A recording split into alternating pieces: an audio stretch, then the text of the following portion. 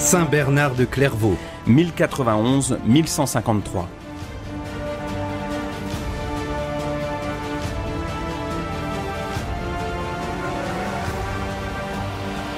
Il est un des plus grands écrivains de tous les temps. Un abbé cistercien du XIIe siècle, tout d'une seule pièce, massif et sans détour, qui a construit pendant près de 35 ans une œuvre écrite fabuleuse, dotée d'une grande unité. Les écrits de Saint Bernard de Clairvaux sont catholiques, donc traditionnels et intemporels, car ils ne font que déployer pour son temps la révélation définitive qui est la personne même de Jésus-Christ. Mais en même temps, sa langue est médiévale, avec toute l'intensité de l'émotion et la vigueur de l'intelligence, car Saint Bernard de Clairvaux est un amoureux des mots qu'il assemble avec gourmandise, assoiffé de pureté intérieure et de fertile dénuement. Docteur de l'Église aux paroles de miel, Saint Bernard de Clairvaux a été appelé par le pape Pie XII le dernier des pères de l'Église et non inférieur au premier. Dans cette troisième émission des Pèlerins de Dieu sur les pas de Saint Bernard de Clairvaux, plongez en plein XIIe siècle au cœur de son affrontement avec le théologien Abélard et découvrez sa magnifique œuvre écrite, forte de milliers de sermons, de centaines de lettres et d'une quinzaine de traités visant à élever chaque âme jusqu'à la perfection spirituelle de l'amour du Verbe Jésus. Pèlerins de Dieu avec Franck Bétoir et le Père Jean-Baptiste Masson sur RCF Nord-de-France.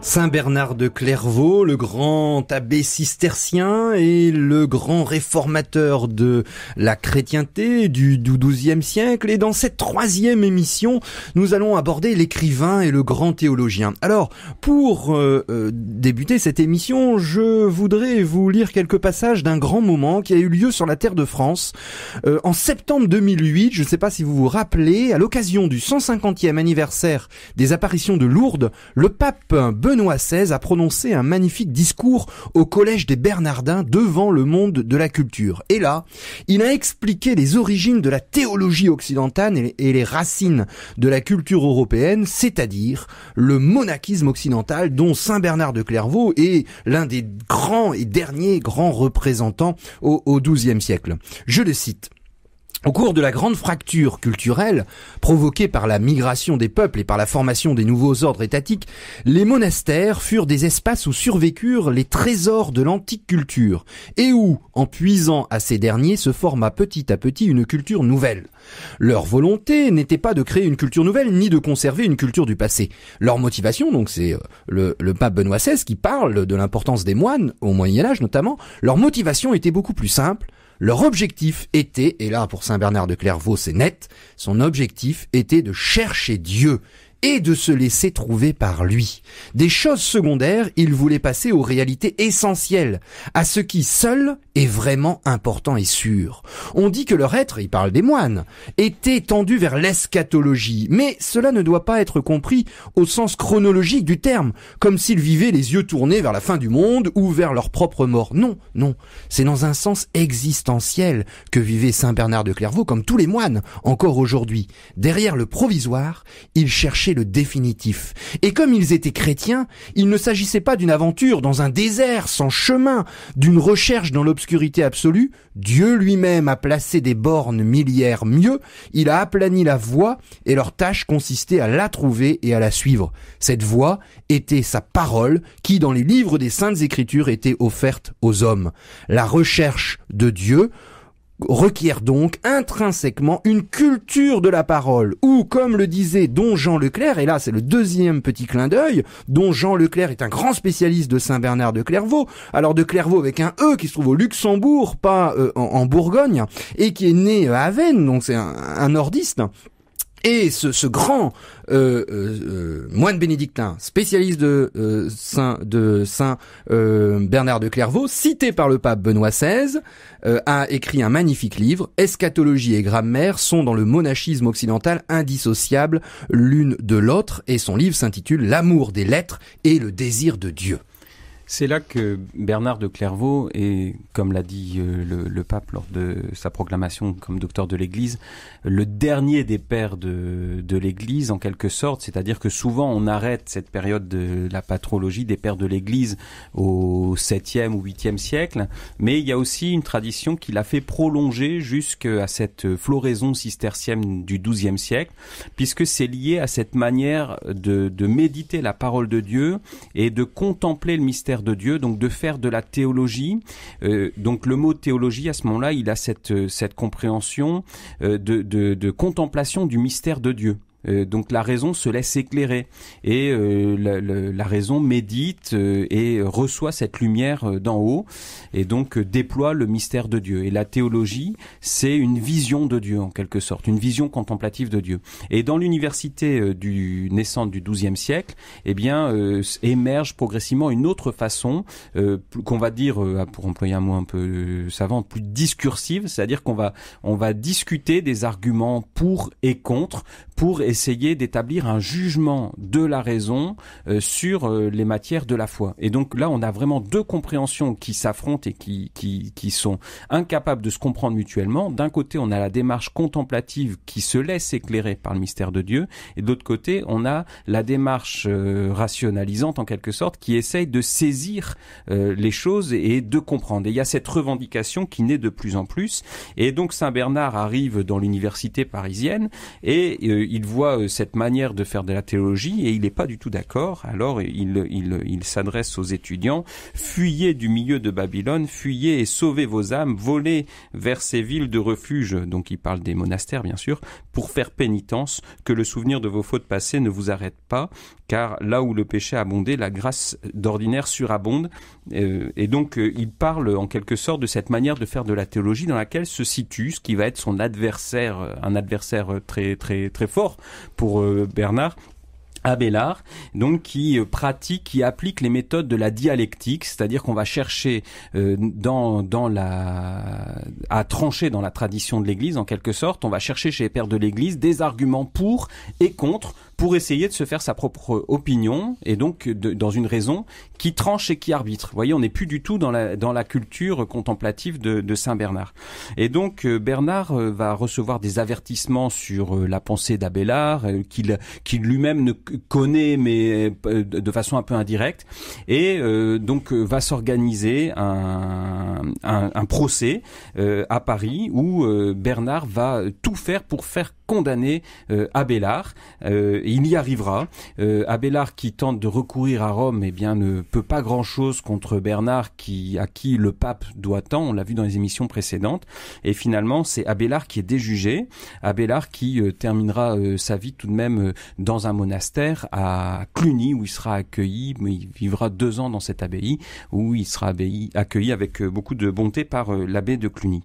Et donc, on a vraiment cette transition entre deux mondes, deux façons de faire de la théologie qui n'arrivent pas à se comprendre. Alors il faut rappeler que cette affaire va se finir par une pleine réconciliation entre les deux grâce à la médiation d'un ami commun, l'abbé de Cluny, Pierre le Vénérable. Et Abélard montre de l'humilité en reconnaissant ses erreurs, lui qui a été à partir du XVIIIe siècle porté comme véritablement la victime face à l'obscurantiste Saint Bernard. Et, effectivement, il avait une vie un peu dissolue et puis il a poussé un petit peu à fond ces prémices de la théologie scolastique. Par exemple, il insistait pour considérer l'intention du sujet comme l'unique source pour décrire la bonté ou la méchanceté des actes moraux, en négligeant ainsi la signification et la valeur morale objective des actions. Finalement, c'est une sorte de subjectivisme et qui peut amener à ce qu'on appelle aujourd'hui une sorte de relativisme éthique. Seul le moi décide ce qui serait bon pour moi et en ce moment. Par contre, Abélard avait également des grands mérites dans le développement de l'intelligence et des nouvelles sciences, et comme d'ailleurs Saint Bernard de Clairvaux a montré également une certaine humilité en reconnaissant, en acceptant un pardon et puis une bienveillance pour Abélard, mais en réaffirmant l'importance notamment du magistère que tous les deux acceptaient de recevoir en humble fils d'une église qui est là pour les mener jusqu'au Christ.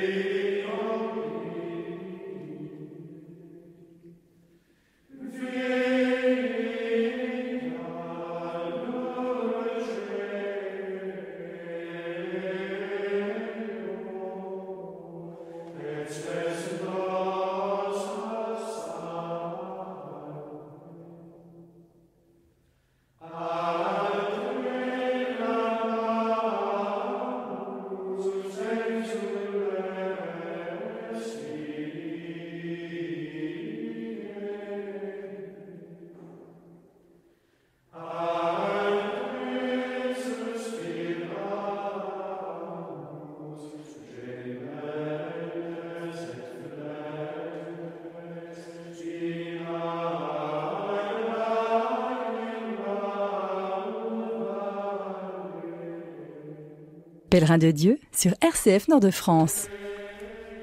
Saint Bernard de Clairvaux qui, dans son XIIe siècle, continue de porter haut cette tradition des pères de l'Église qui contemplent l'Écriture pour en retirer tout ce miel, cette saveur du mystère du Christ. Et donc Saint Bernard qui a fui le monde, sa culture pour le cloître et pour vivre dans la contemplation à Dieu, a pourtant de façon paradoxale passé une très grande partie de sa vie sur les routes, dans la prédication, et également lui qui fuyait la carrière littéraire, eh bien nous a laissé une magnifique œuvre écrite, donc pas surabondante en nombre de pages, mais très importante dans l'histoire de la tradition. Assez conséquente tout de même. Alors il avait bien sûr reçu une éducation littéraire qui était liée à sa condition de noble chez les moines de Saint-Vorle dans son enfance, mais ensuite c'est surtout l'écriture qu'il va commenter, et donc la plus grande partie de son œuvre ce sont des sermons. Alors toute son œuvre elle pourrait être dite occasionnelle, c'est-à-dire qu'en fait il écrit sur des demandes, soit pour prêcher, soit des lettres qu'il écrit, donc il a toute une littérature aussi, qui peut écrire par exemple à des parents, des amis, ou aux grands de ce monde, au pape, à d'autres évêques, à d'autres abbés.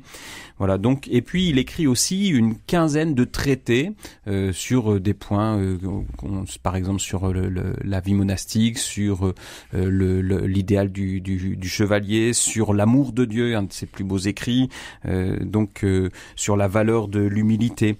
Voilà, donc ce sont des écrits qui, à la manière de Saint Bernard, vont à l'essentiel. Ce qui est agréable quand on lit Saint Bernard, c'est que c'est pas enrobé dans des milliers de pages comme on peut avoir dans certaines littératures contemporaines.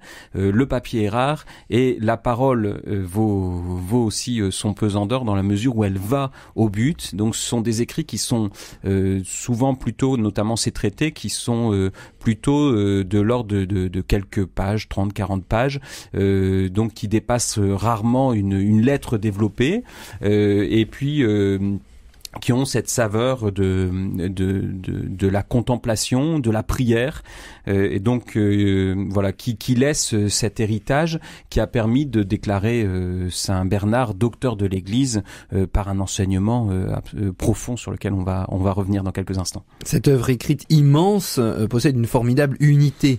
Depuis ses premiers écrits jusqu'au dernier murmure à l'adresse de ses secrétaires, il en avait plusieurs, tout brûle d'une ferveur brutale, jamais apaisée, égale. Et dès les premiers mots, c'est étonnant pour les spécialistes qui se penchent sur l'œuvre de Saint Bernard, en fait, dès les premiers mots, dès ses premières œuvres de jeunesse, la pensée est là. Et la suite n'en est que la paraphrase perfectionnée et lissée. Et jusqu'à son lit de mort, Saint Bernard n'a cessé de corriger ses écrits au nom d'une perfection toujours désirée. Et d'ailleurs, de nombreux traités nous sont parvenus en 2 rédactions successives. Et ces écrits vont connaître une diffusion exceptionnelle. Alors, parmi les premiers de ces écrits, évidemment, Saint Bernard, c'est un moine cistercien et un abbé. Alors, il va écrire un traité qu'on appelle les degrés de l'humilité et de l'orgueil.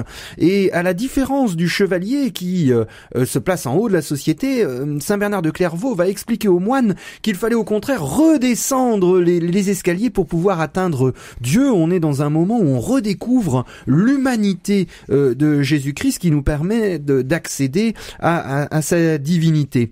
Il va participer également aux querelles ou aux débats avec les Clunisiens, dans l'apologie à Guillaume de Saint-Thierry, et les moines de Saint-Père de Chartres lui demande une consultation sur le précepte et la dispense, et enfin les moines irlandais lui demandent une vie de Saint Malachie au milieu du XIIe siècle, cet évêque, leur compatriote, qui était mort à Clairvaux lors d'un de ses voyages. Mais finalement, ce qui est le plus beau, c'est que Saint Bernard a été responsable d'un grand monastère où il y avait plus d'une centaine de novices, et que chaque jour il enseignait à ces moines, prenant le rôle de l'abbé, qui tient la place du Christ et qui doit enseigner d'une façon tout à fait modérée entre le fait de reprendre certaines choses, supplier ou menacer.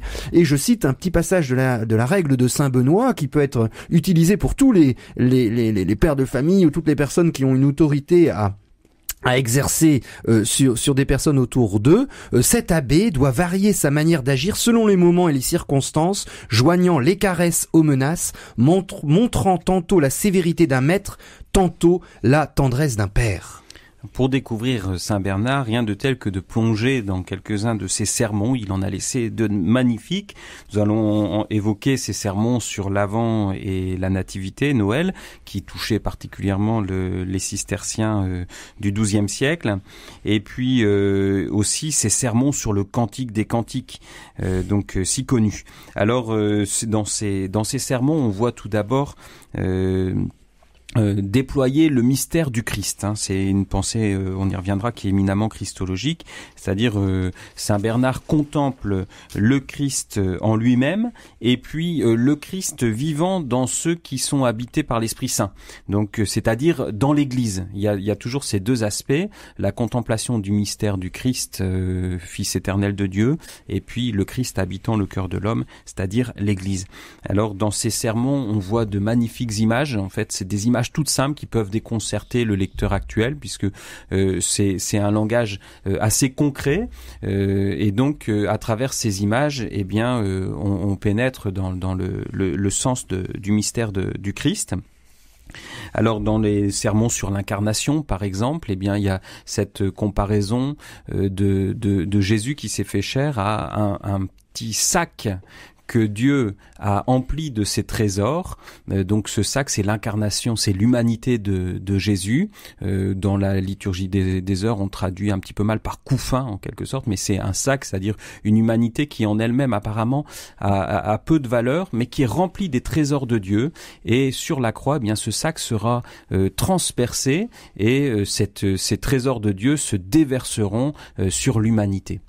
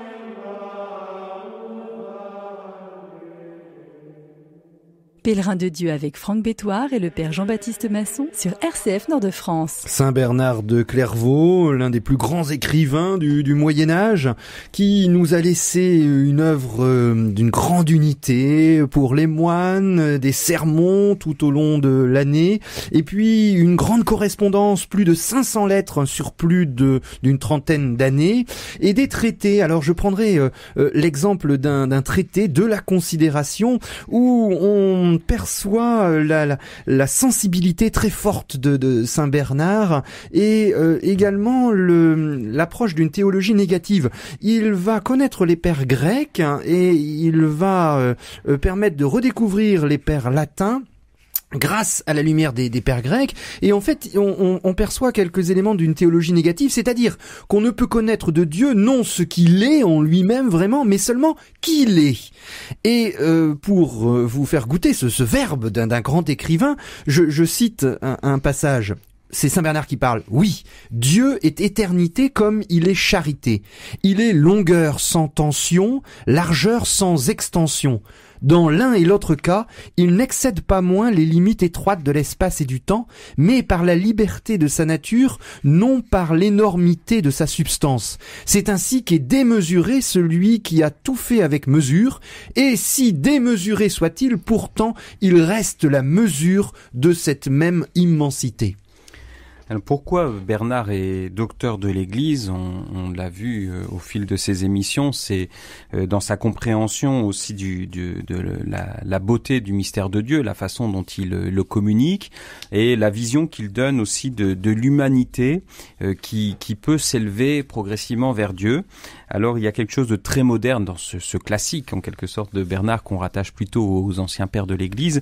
Il y a quelque chose de très moderne dans sa vision de la liberté humaine, où il déploie le sens. Donc il a un traité sur le libre arbitre, la liberté de choix, où il a donc un très beau texte où il déploie une vision de cette liberté humaine comme se libérant en quelque sorte, c'est-à-dire se déployant au fur et à mesure de l'élévation vers Dieu. C'est-à-dire qu'au premier degré de notre condition humaine, nous ne sommes pas libres, mais progressivement, eh bien nous ne jouissant que du nombre de ce qui a été la liberté telle que Dieu l'a voulu, nous avançons vers Dieu qui va nous libérer progressivement, et au fur et à mesure que nous nous élevons vers lui, eh bien nous pouvons de plus en plus choisir librement. Et donc il y a dans cette liberté, il y a l'amour qui s'exerce et la charité